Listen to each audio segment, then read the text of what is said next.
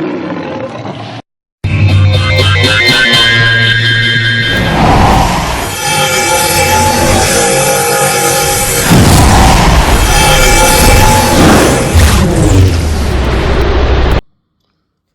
Yasharallah. All praise to the Most High Yahweh, which is the one the world calls God.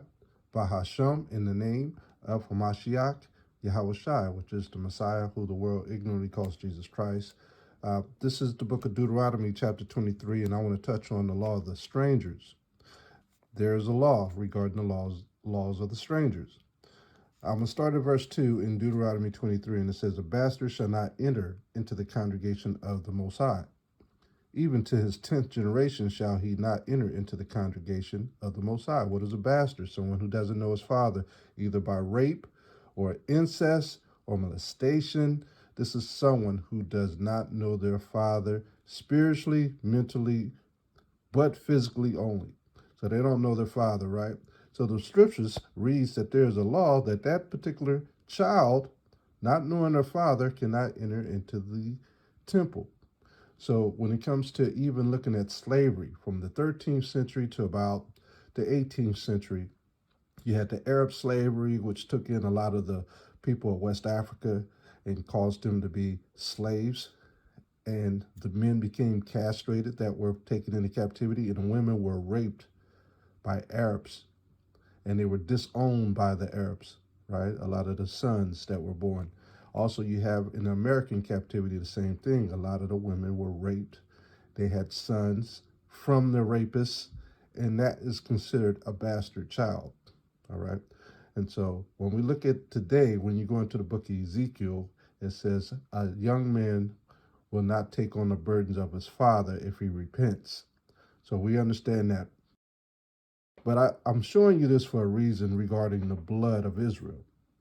Now here it says, "An Ammonite or a Moabite shall not enter into the congregation of the Most High. Even to their 10th generation shall they not enter into the congregation of the Most High forever." The temple was everything for us.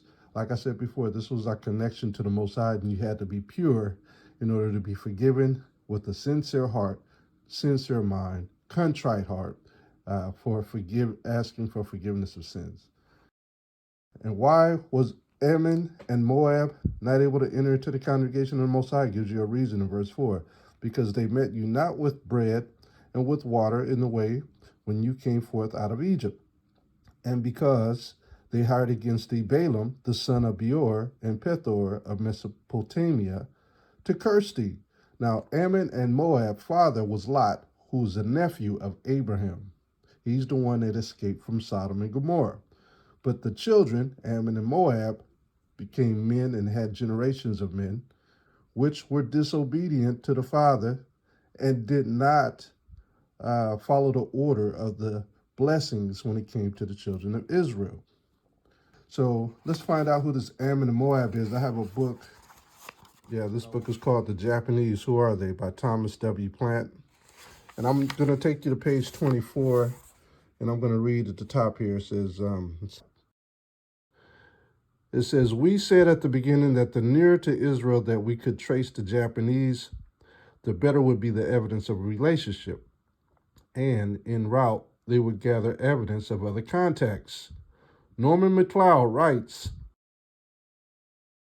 "They have also brought with them to Japan the evident belongings of Assyria, Media, and Babylon.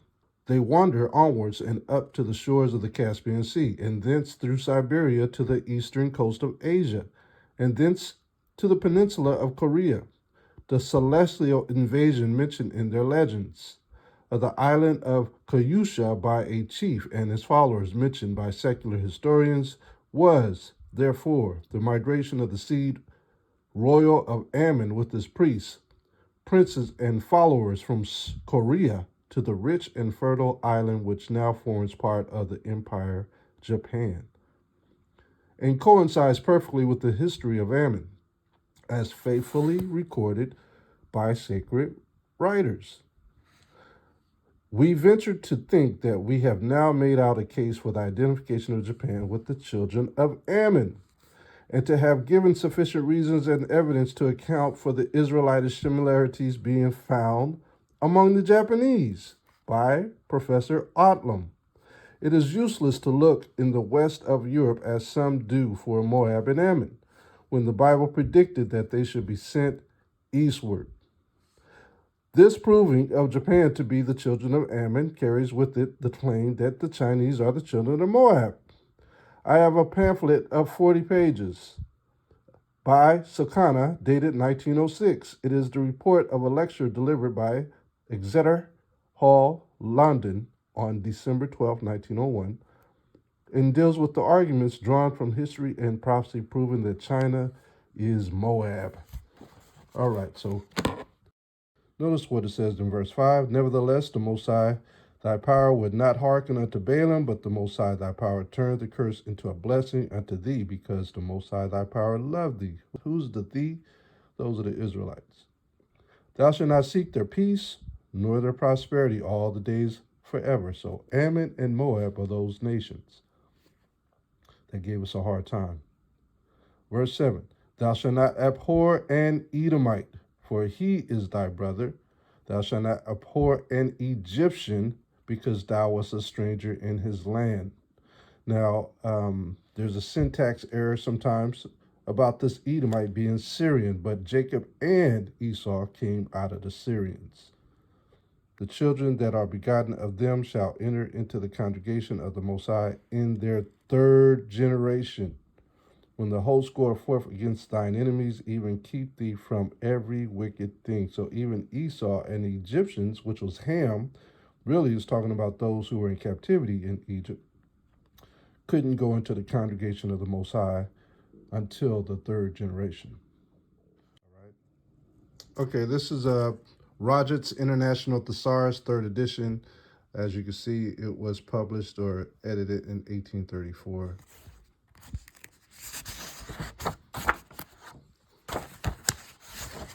This is him, Peter Mark Roget. So to substantiate who the Israelites are, those that could go in the temple, I want to start off with a word. Notice it says Negro on page 275. Negro, colored person, black, blackamoor, Jim Crow, darky, Sambo, ebony. Then it says the image of God. Negro is the image of God. God looks like a Negro. The Most High, Yahweh, looks like a Negro. Colored person, black, blackamoor. Cut in ebony, African, Ethiopian, Ethiop, or Ethiop, meaning dark. Swarthy Ethiop. Colored man, man of color. Buck, buck Negro, chiefly U.S. Uncle, that's where you get the Uncle Tom from. Negress, colored woman, mammy, auntie, thus and thus, picking any Negroid, mulatto. With an Afro-American, Afro-European, Afro-Asian, all these different things. Now I'm going to jump down to Chinese since we're right here. Look at Chinaman, Chinese, heathen. Y'all see that? Chinaman, Chinese. I'm not picking on the Chinese, but I'm just letting you know that Moab and Ammon are the heathen. This is why they can't go in our temple. They're the heathen unless they have Israelite fathers who slept with Chinese women or Japanese women. And then they are considered Israelites. But Chinaman, Chinese, they got it here for heathen. Chani, celestial, Sanayan, which goes into the word Sinem, which stands for China, Sinem. We're going to go into, just to prove who the Israelites are, Light and Truth, the Bible, and Ancient and Modern History, Universal History, Color, and the Indian Race by R.B. Lewis, 1844. 1844, look at that. So all these books I've been pulling out, it's been over 100 years. Like I said, 10% of our people was probably only reading here. And those 10% that were reading were very educated. They were the Republicans of the nation of America at that time. They were very analytical and very smart. You listen to some of the lectures of Frederick Douglass, Booker T. Washington, Delmark Vesey, some of the lectures on paper. These men were highly intelligent. But let's go to the point. I want to first touch on the Native Americans since we're in this group. This is page 276. And I just want you to see this while we're on this note. I'm going to start here with the Creek Indians. It says the Creek Indians represent this as the most blissful spot on earth. They say it is inhabited by a peculiar race of Indians, whose women are incomparably beautiful. They were called daughters of the sun, who kindly gave to strangers, Their husbands were fierce men and cruel to their enemies.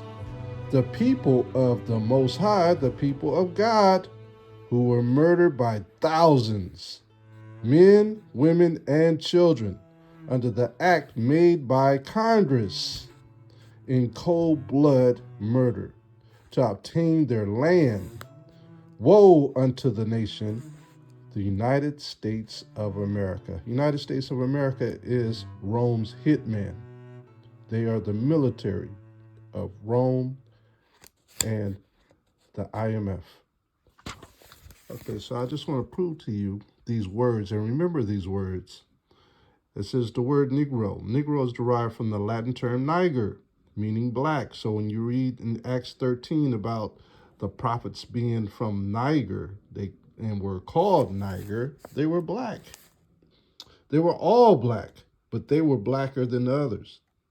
The following terms and definitions are in the American edition of Dr. Walker's dictionary. It reads, moor, a marsh, a fen, a Negro. Marsh, a fen, a bog, a swamp, a plant. Moorish, I'm just going to go right down. Negro, meaning blackamoor. Remember the blackamoor part. This is another dictionary, another source. Reverend Joseph Hamilton, M.A. 1810.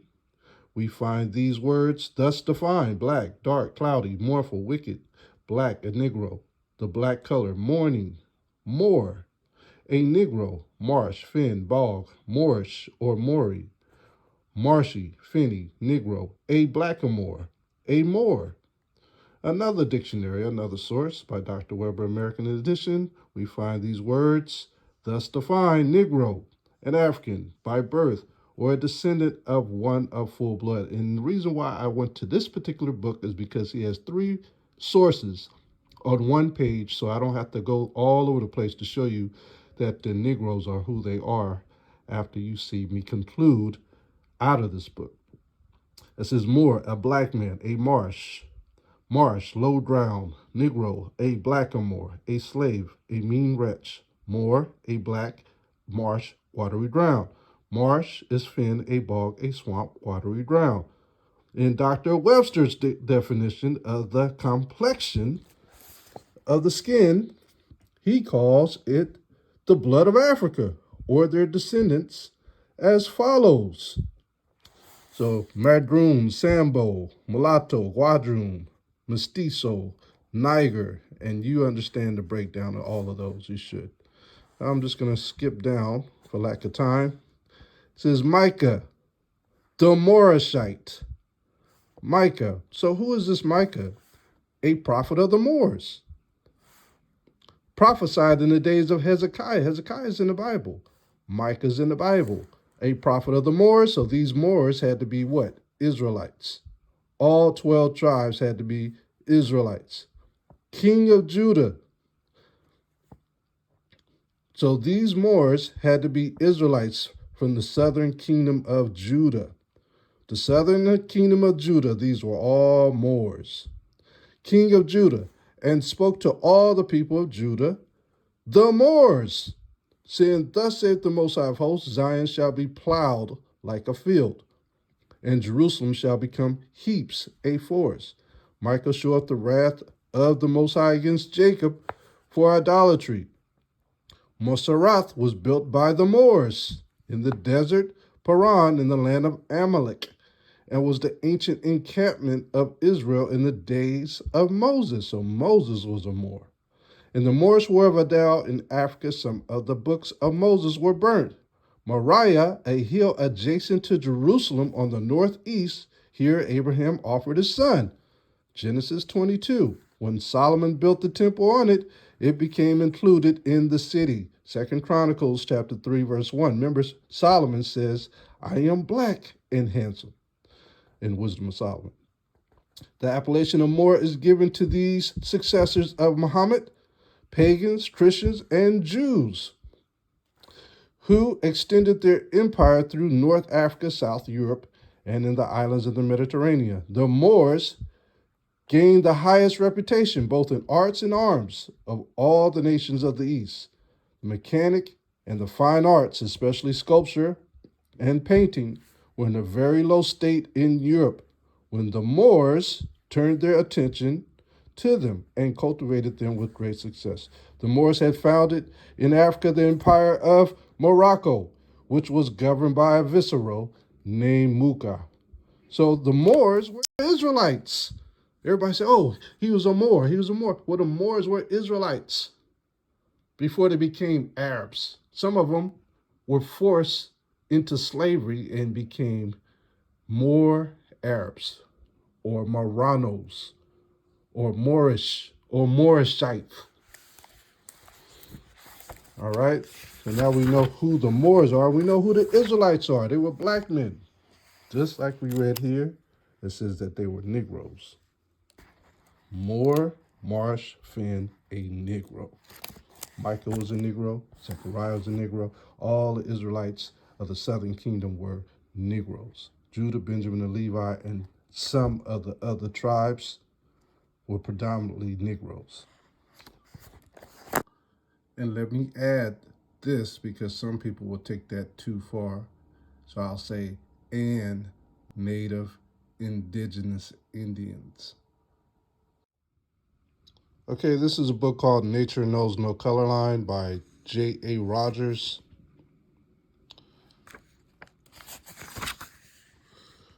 This book was copyrighted in 1952. Nature Knows No Color Line, and this is page 55.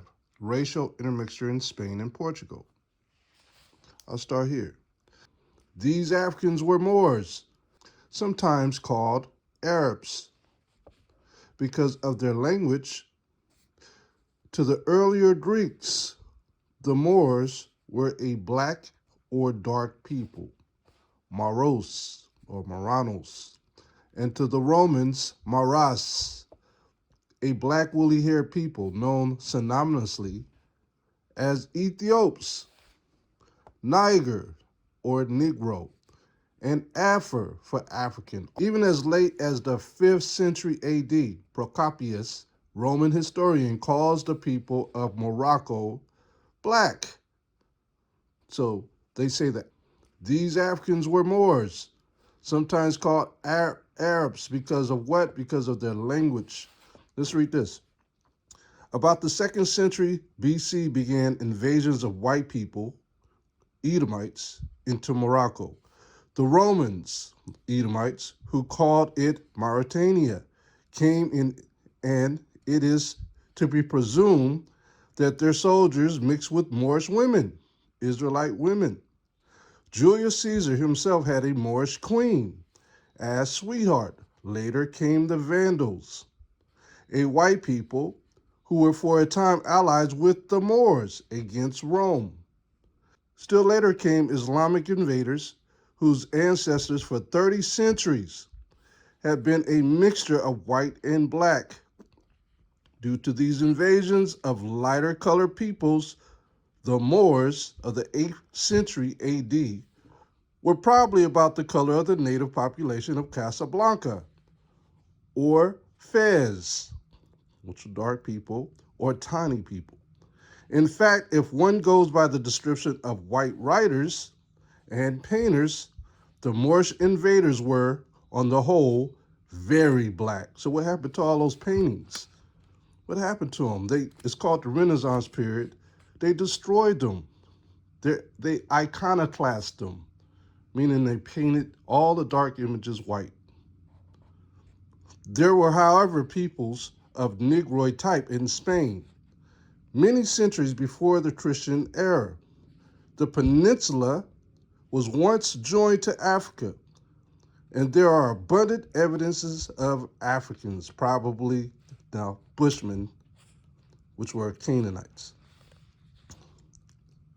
As Frey says, the Moorish and Berber invasion was not the first to inundate with Negro and mulatto strains the extreme southern tip of Europe, in particular Portugal, a region of easy transit by way of which the first and most vigorous waves of African exuberance might overflow the continent. Looked at it in this way, the Arabs, Berbers, and the Muslims, in the course of their invasion, would simply have been taking possession of a region where the way had been prepared for them by an infusion of their own culture, masters and slaves. So basically, they were their own invaders. Ortiz also names Negroes among the other invaders. So they basically just washed us out. They were creating bastards. That's why in the scriptures, I believe it's in Zechariah, it says, a bastard shall live in Ashdod, because of the Romans coming down, whitewashing, Edomizing, or Hellenizing our people. And you got that in the book of Maccabees. It talks about how they took the beauty of Israel out of Israel by taking the women out of their marriage chambers and making them harlots. That's why you got to read books like the Maccabees and the Apocrypha. This is page 123, and notice what it says here. It says, especially dark were the Jews of Spain and Portugal. The Portuguese Jews were very dark, says Pritchard. I'll say it again. The Portuguese Jews were very dark, says Pritchard. So dark were the Jews, especially of Portugal and southern Spain.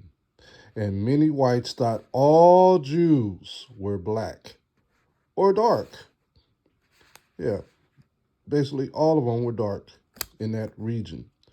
This is how we know that the Jews were black. Page 60 of the History of the Marranos. This has a lot of stuff in it, but I'm only going to read a few things. I'll start at 2. And this was during the time of the Inquisition.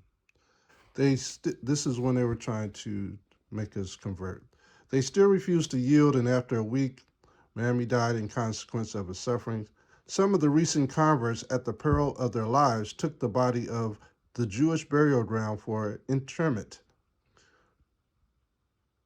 2 more of his companions similarly succumbed. The rest, not more than 7 or 8 in all, were transported to Africa. This is how we got to West Africa. And then 200 years, we were taken back into slavery to the Americas. This pathetic relic was all that was left of the ancient and once renowned Portuguese Jewry. So there were black Jews in Portugal and Spain, and they were killing us.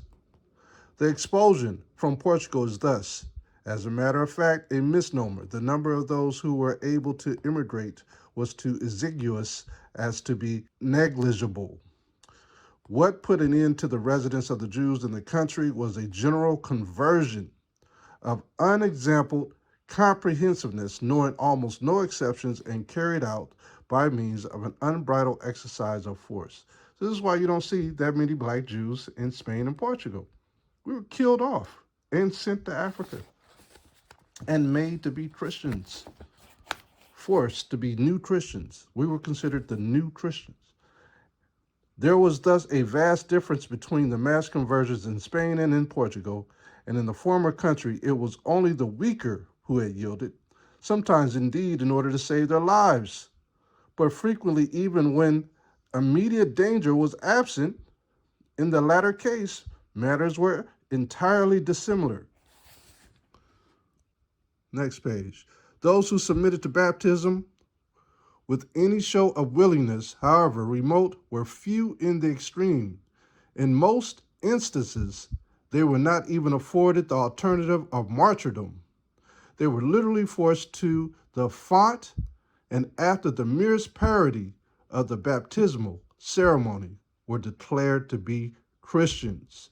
Those who were thus treated comprised all elements in the Jewish population, the rich as well as the poor, the learned, the pious, the indifferent. So we were forced to be Christians, and some of us became what they call now crypto Jews. And let me show one more. This is page 197. Accordingly, almost from the moment of the forced conversions in Spain at the close of the 14th century, the Mediterranean ports, especially along the neighboring coast of North Africa, became filled with Marranos. Those are Negro Jews. Became filled with Marrano refugees, Negro Jews, who had fled in order to return to Judaism. Their number was naturally greatest in the Moroccan ports across the Straits of Gibraltar after the establishment of the Inquisition. The flight was insinuated. So this is what happened to us. We were sent out, if we were lucky. Verse 7, thou shalt not abhor an Edomite, for he is thy brother. Thou shalt not abhor an Egyptian, because thou wast a stranger in his land. Now, there's a syntax error sometimes about this Edomite being Syrian, but Jacob and Esau came out of the Syrians. The children that are begotten of them shall enter into the congregation of the Most High in their third generation. When the host goeth forth against thine enemies, even keep thee from every wicked thing. So even Esau and the Egyptians, which was Ham, really is talking about those who were in captivity in Egypt, couldn't go into the congregation of the Most High until the third generation. This is the Zondervan Bible Dictionary, and I'm going into the definition of Ham. Ham, the youngest son of Noah, born probably about 96 years before the flood, and one of 8 persons to live through the flood. He became the progenitor of the dark races, not the Negroes, but the Egyptians, Ethiopians, Libyans, and the Canaanites, and he gives you a verse there. So if the Negroes are not the Egyptians, which out of them came the Philistines, who are they? If the Negroes are not the Ethiopians, who became the Samaritans, and who also became the Cushites, or the Ninevites, then who are the Negroes? They're not the Libyans. Then who are they? If they're not the Canaanites, the so-called Bushmen, then who are they? Who are the Negroes? They are of the 12 tribes of Israel. They are the Israelites. They are the Marranos. They are the Moors. They are the Samaritans. They were called everything, but they are the Israelites. All right, this book is called The Rise of Christendom by Edwin Johnson. Pay attention, man. We are bringing out so much information in these last days. Over and over and over. You should already know who you are. We're just substantiating more and more for you. Every week, The Rise of Christendom, Edwin Johnson, M.A., 1890, this was published. If you still don't believe that Rome is Esau, let me read the history here. This is on page 210 of The Rise of Christendom. It reads, the chronicles give an account of successors of Alexander the Great. Ptolemy, who was Alexander the Great's general in Egypt, Ptolemy Lagos, it is said, placed at Elia, a chief from among the children of Israel, that he might practice the religion of the law. Ptolemy the Canaan succeeded, and the commentaries say that he ruled the people of the cavern. Remember, Ptolemy wanted to be a Jew, so he placed a Jew next to him to teach him the law. At the end of the 240 years, the empire of the Greeks passed to the Romans, to a man who descended from Esau, namely Augustus. So who are the Romans? The Edomites.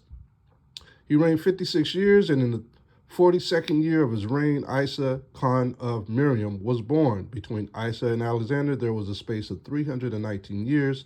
The chronicle resumes the story of kings of Persia and other princes after Alexander.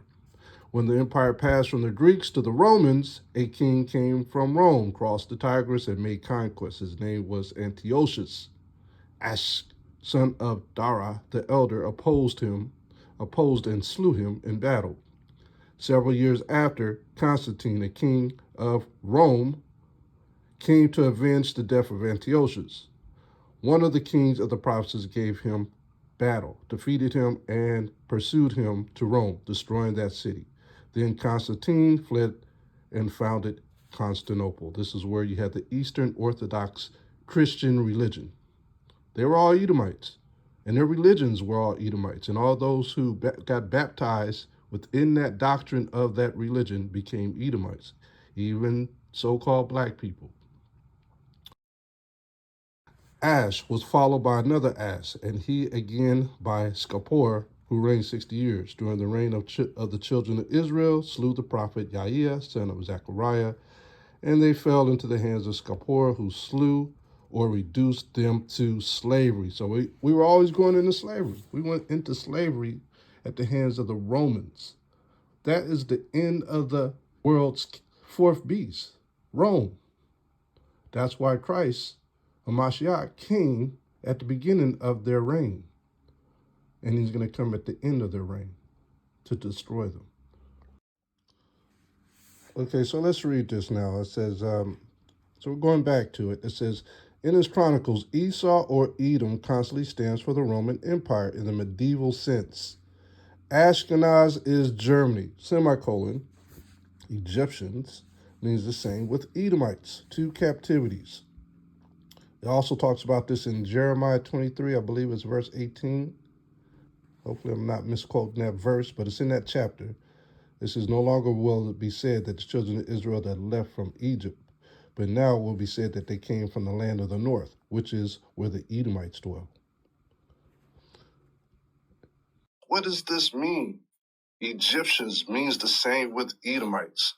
Deuteronomy 28:68, and you shall be taken again into Egypt with ships. All right, so we were in Egypt first. The Most High gave us a remembrance of the last curse that we had coming into the Edomite land, which is America's, or Europe.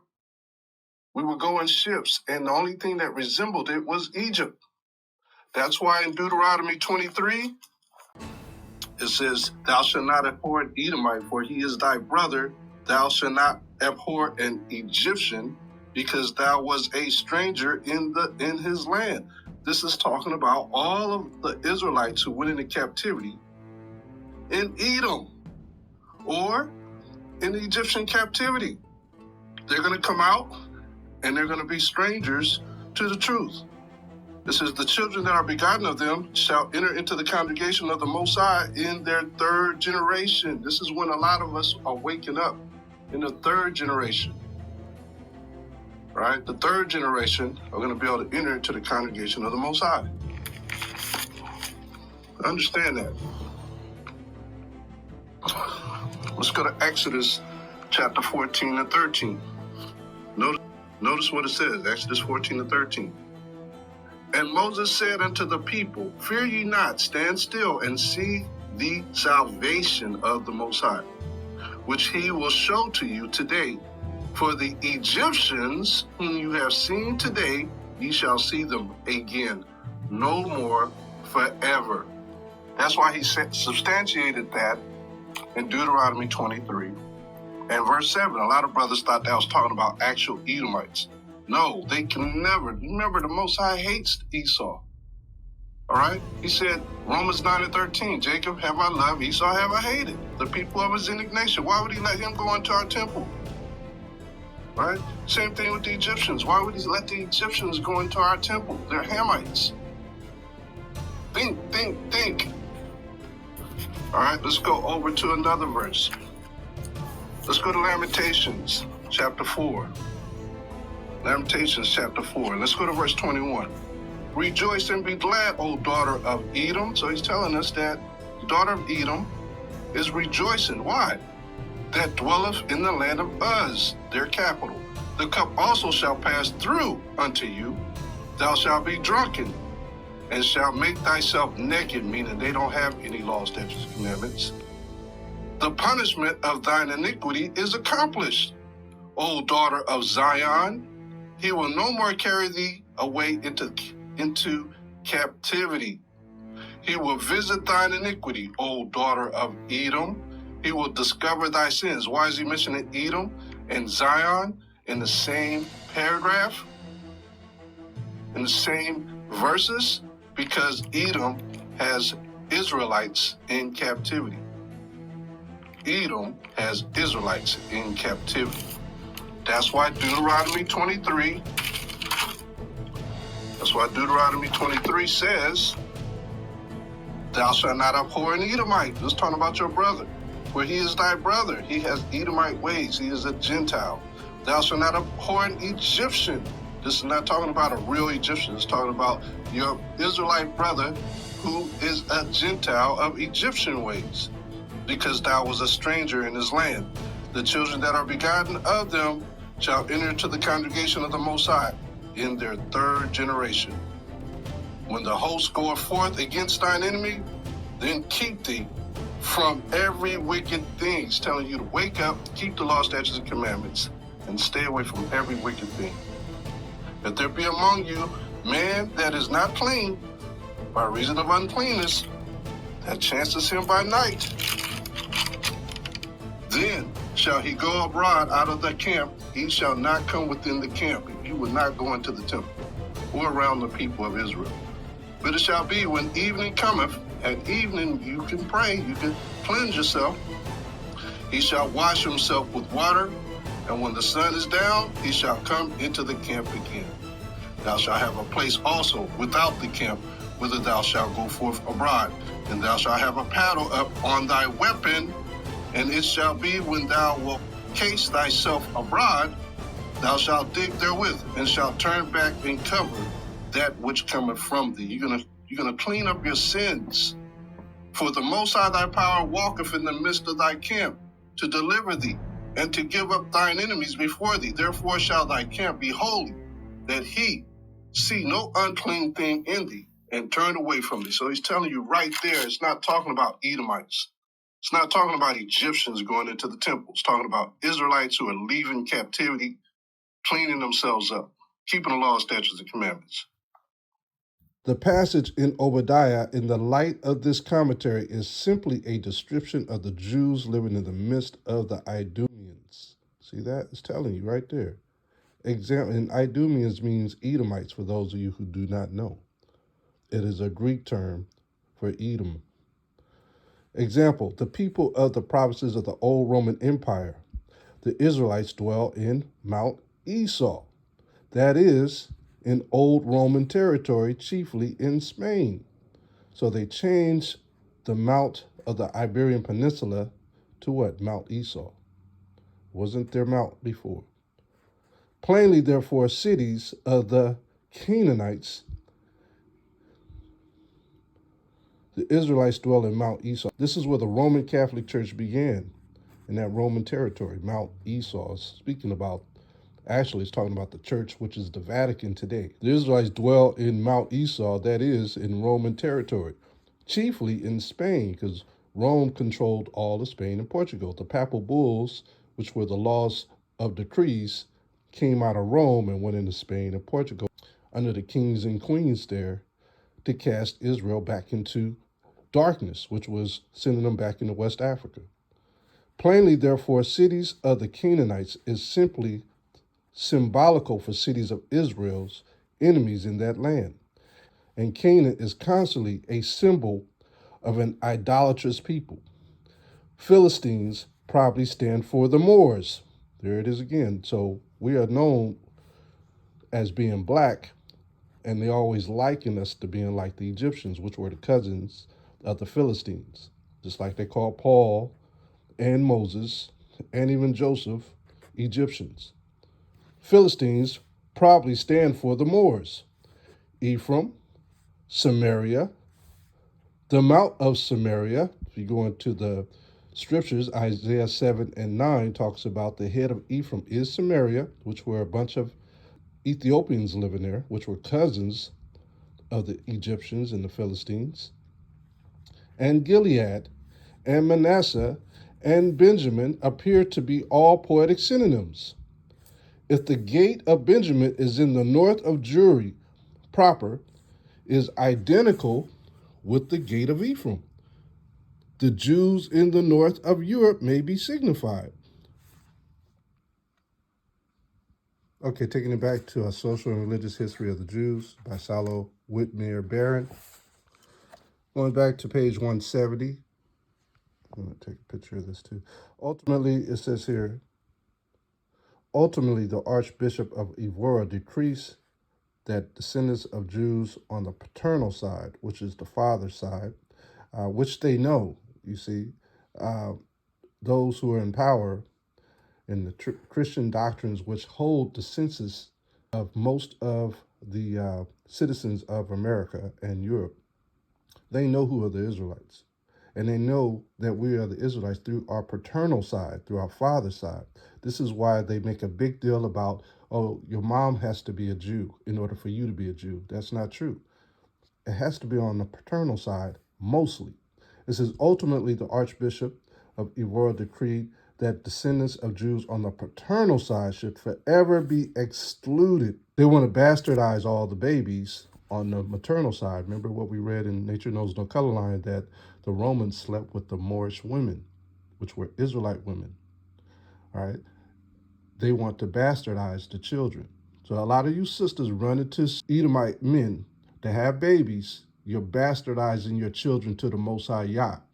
I'm just letting you know, whether you like it or not, you need to hear it.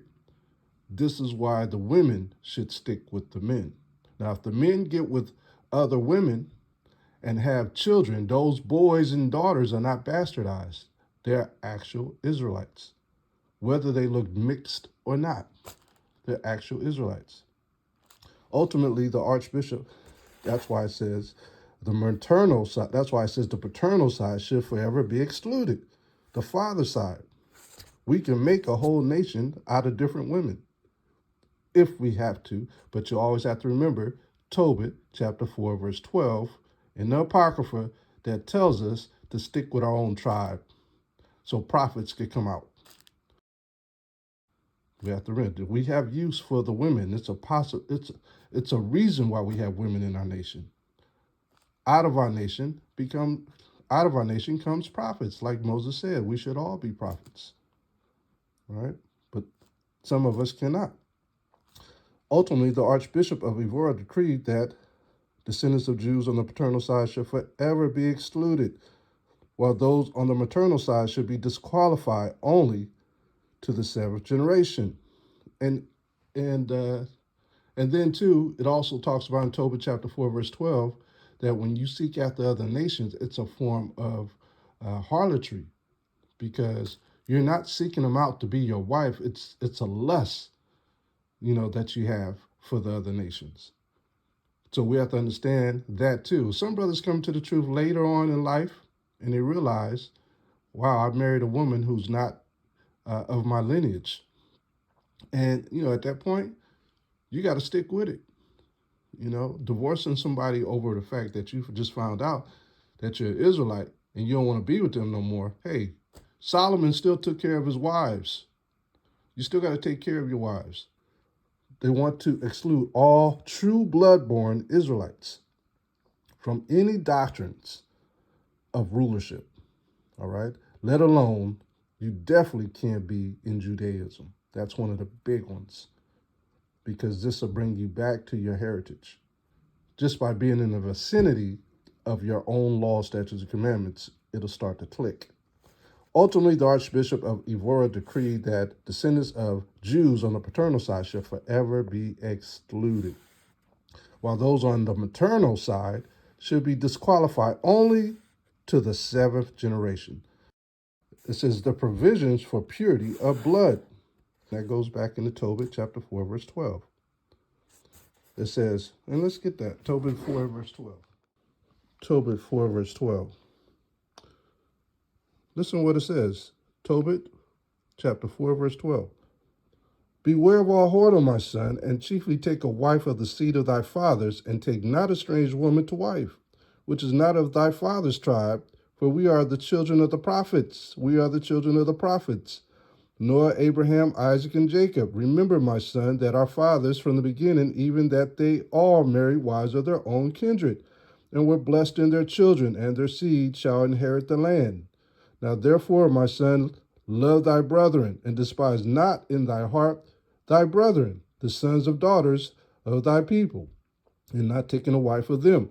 For in pride is destruction and much trouble, and in lewdness is decay and great want. For lewdness is the mother of famine. See that? So it's considered harlotry, and we would have no profits.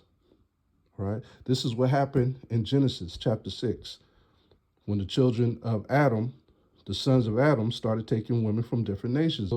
It upset the Most High because they messed up the order on how things should go. The Most High has an order. A lot of us are not in the know in these days, but you are going to know. And so when you find out, do right. Do right by the Most High.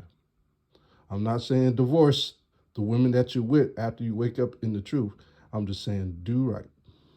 And if like in 1 Corinthians chapter 7, if she is pleased to live with you, don't run her off. You know what? She becomes a servant to you. But this is the order right here. And this is why we're supposed to do the custom of our forefathers. It's right here. These provisions for purity of blood. Esau knows the purity of blood. That's why he says the paternal side should forever be excluded. He doesn't want us ever going into the kingdom of heaven. He doesn't want us ever to have any access to any liberties while we're in captivity. All right, I'm going to keep reading. These provisions for purity of blood were repeated in 1596 in Evora and in 1625 in Oporto, Coimbra. At the same time, the bishopric of Elvas excluded new Christians only to the fourth degree, that of Braga to the second degree. However, these developments might not have occurred if Portugal had not been annexed by Philip II in 1580. We were in captivity at that time. From the 14th century, actually from the 13th century, we start going into captivity again. Although the country retained its complete autonomy and independent administrative structure, including separate inquisitorial tribunals, the impact of royal intolerance unavoidably made itself felt in the Portuguese provinces as well. At the outset, some new Christians in Portugal and abroad tried to forestall the annexation of Portugal. They followed therein the example of their Navarrese, co-religious, who in 1512, after the occupation of their country by Ferdinand the Catholic, had sided with Prince Henry of Vienna, the French supporter pretender to the throne against the Spanish king. However, the local pro-Vienna party had been quickly overwhelmed, and many Moranos had been forced to flee the country. See that? Let's drop down. Another reason suggested by the envoy was that Dom Antonio has bastards by base women, most of them by new Christians. See that? Base women were Israelites. Israelite women. Called them base women. Most of them by new Christians. They became new Christians. And many nobles feared that their children might be advanced by the new king at their own expense. It escaped the Englishman's attention that Don Antonio himself was of partial Jewish descent. Partial. His mother probably was a harlot too. And certainly would not have met the stringent Spanish criteria for limpieza. After overcoming the pretender's weak resistance, Philip took sharp reprisals against Portugal's entire Morano population. He was like a Hitler. No sooner did he occupy the country than he speedily closed the gates to new Christian immigration. As a lot of Israelites were converting, they became what is called new Christians. They didn't want to leave their belongings, their houses, so a lot of them were forced into the conversion of Christianity. So they became new Christians. In 1583, he abrogated John III's specific enactment of 1537 and demanded that the Moranos wear headgear of yellow color under the severe sanction of a fine, 100 cruzados, and public flogging. I put up a video about the Moors and the Mamluks years ago, and I showed pictures of all the Israelites who were black, who were so-called black people wearing these yellow clothing and yellow headgear. All right. So this is the real, so this really happened.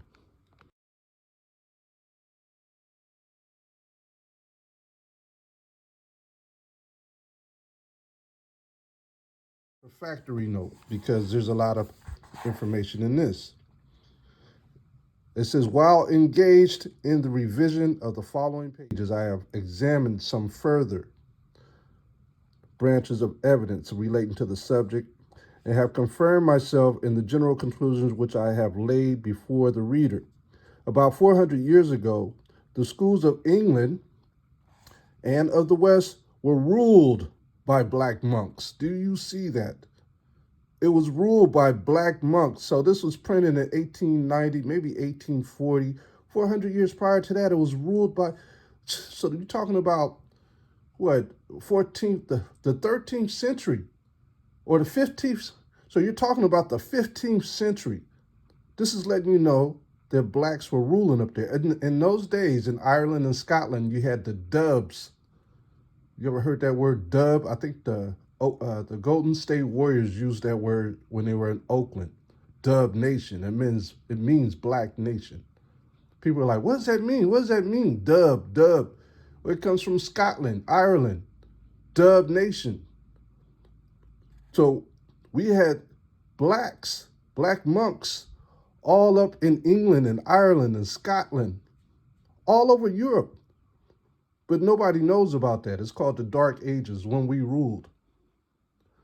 And then they cast us out. And they were all Jews. Most of them were Jews.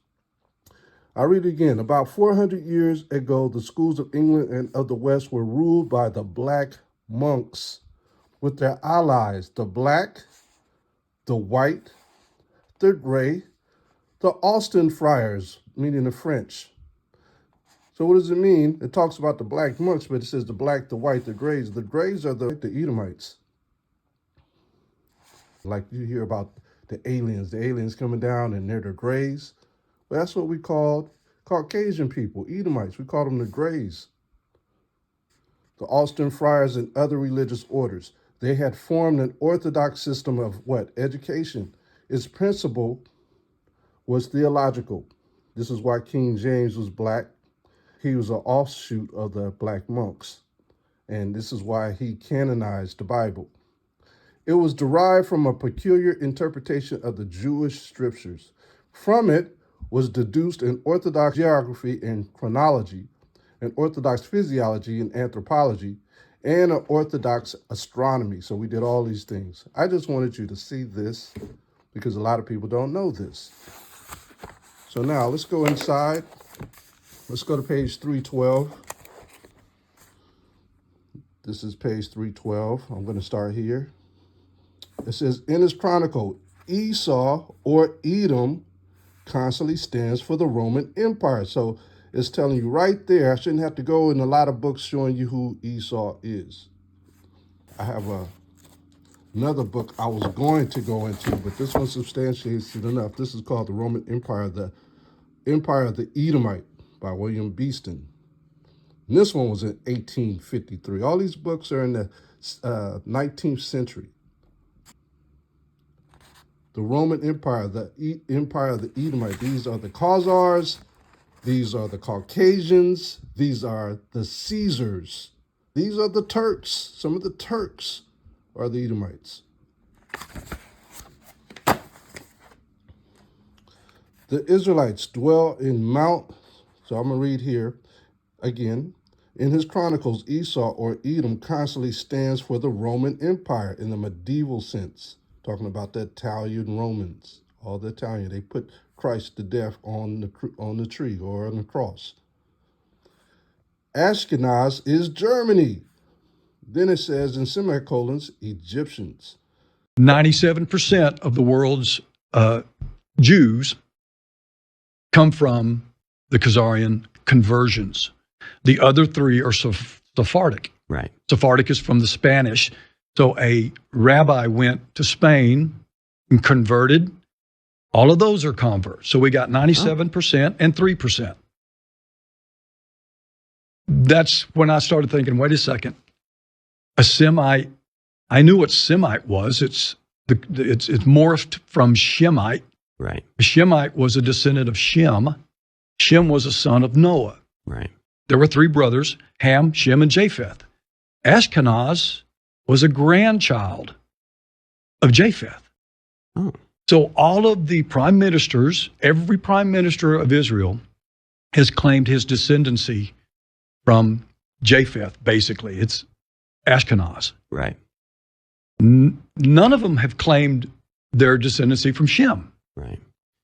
So all of the promises that Israel's been gaining have been from a false claim that, well, that's ours because it's in the Bible. A Social and Religious History of the Jews by Salo Whitmere Barron. Late Middle Ages, an era of European expansion, 1200 to 1650.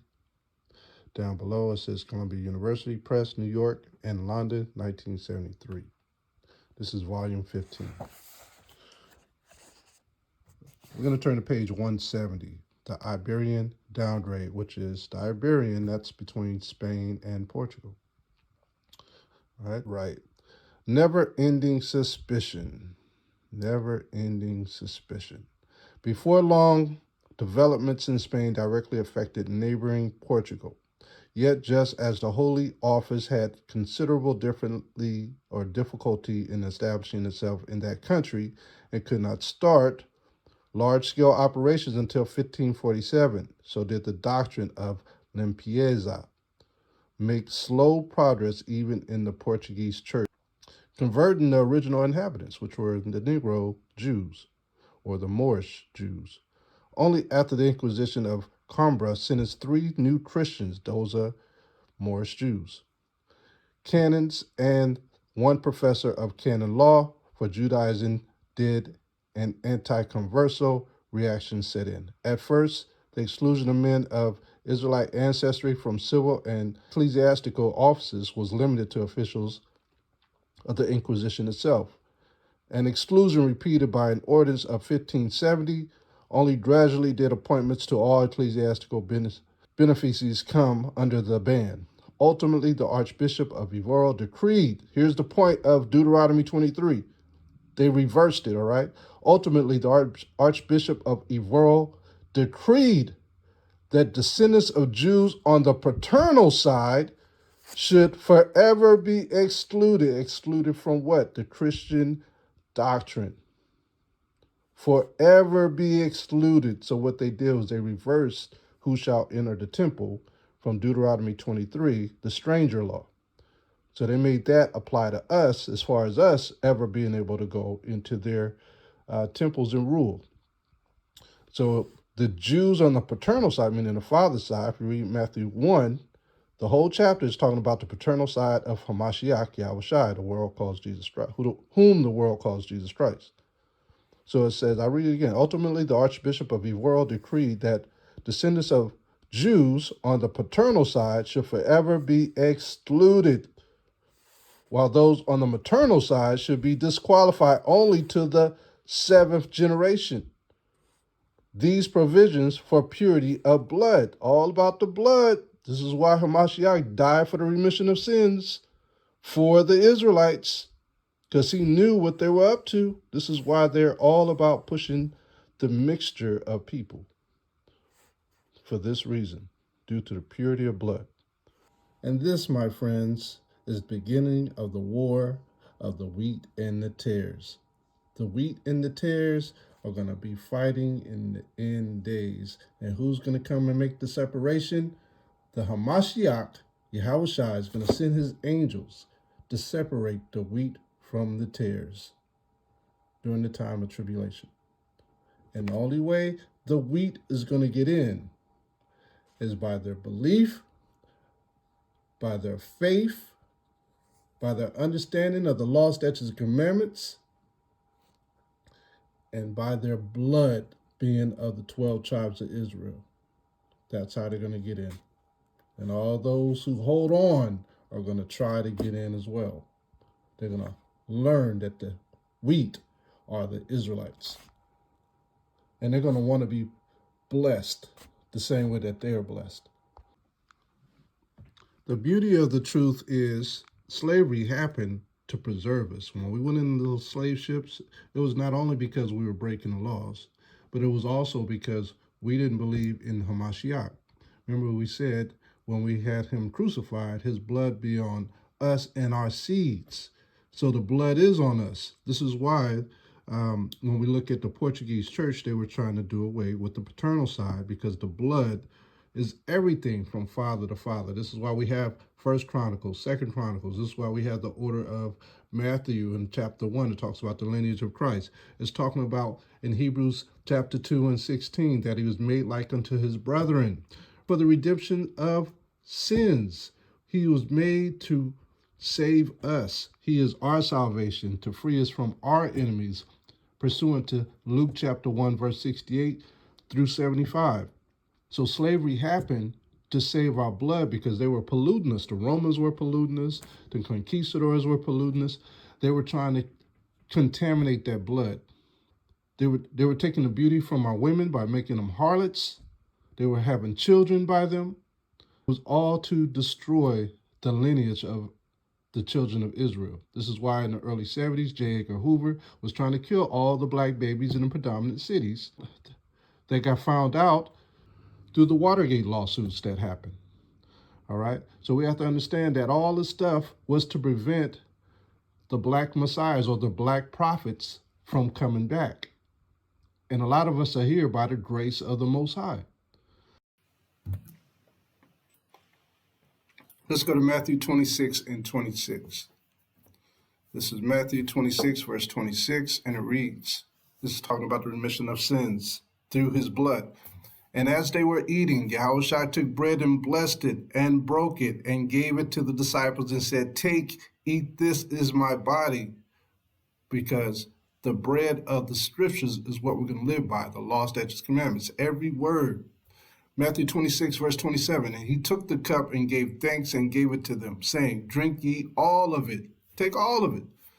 Get the Holy Spirit. Matthew 26, verse 28, for this is my blood of the new covenant, the New Testament, which is shed for many for the remission of sins. The Israelites that believed, this was shed for them. Many are the same people in the Gospel of John, chapter 1, to be forgiven of their sins due to the wickedness of the Pharisees and the Sadducees and the Levitical priest that was involved with them. They took advantage of the sacrifices and they were doing it for filthy lucre.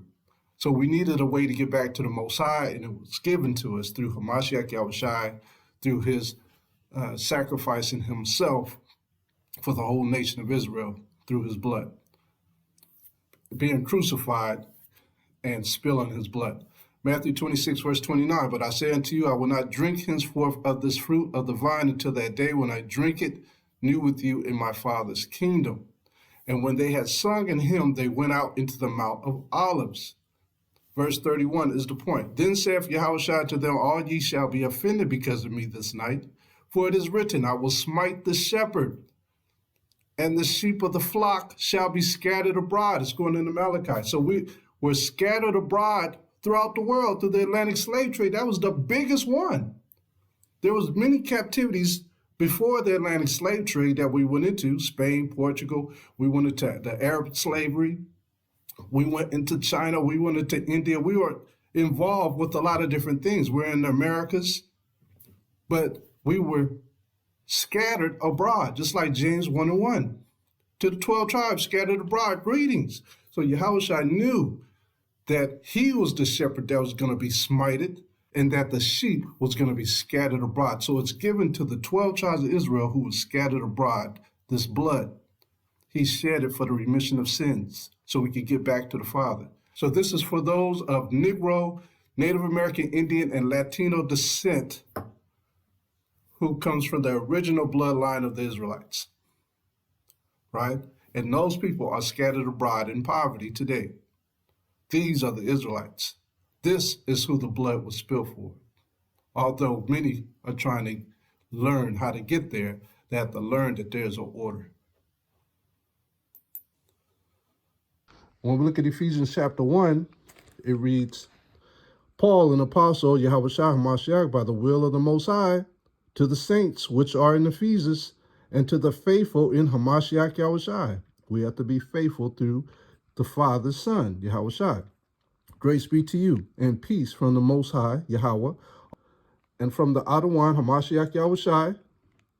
Blessed be the Most High, our Father, our outer one, or Lord, Yahushua Hamashayach, who have blessed us with all spiritual blessings in heavenly places in Hamashayach, according as he hath chosen us in him before the... Why do I say Hamashayach? When you read Luke chapter 1 and he sees the disciples of John the Baptist, John the Baptist's disciple says, look, we have found the Messiah. And then it says in English, Christ. So he's the Messiah. He's the Hamashayach. It means the same thing. According as he hath chosen us in him before the foundation of the world, that we should be holy and without blame before him in love, having predestinated us unto the adoption of children by Hamashayach Yahushua to himself, according to the good pleasure of his will, to the praise of the glory of his grace, wherein he hath made us accepted in the beloved. Who is the beloved? The 12 tribes of Israel, in whom we have redemption through what? Through his blood. So we have get back. That's why it said to the children born of men that they were excluded. Okay? In the never-ending suspicions. And then it says of the women, they were also disqualified up until what? The 7th generation. All right? So you had bastard men trying to get into the fold through our women. This is why our women are treated the way that they are today. This is why our women are so destroyed. Because they know by impregnating you, you are destroying the blood of the Hamashayach. It's deep.